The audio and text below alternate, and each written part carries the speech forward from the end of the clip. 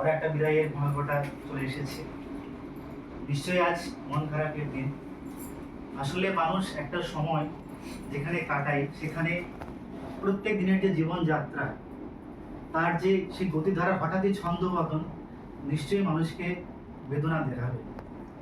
কিন্তু এটাই স্বাভাবিক, অফিস তো বটেই।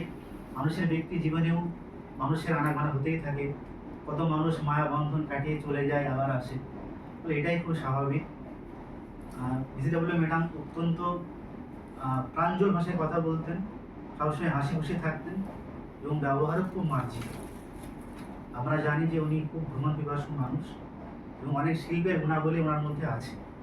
বলে যার মধ্যে এমন সৃজনশীলতা আছে, সে মানুষটা নিঃসন্দেহে সুস্থ এবং সুন্দর মননের অধিকারী।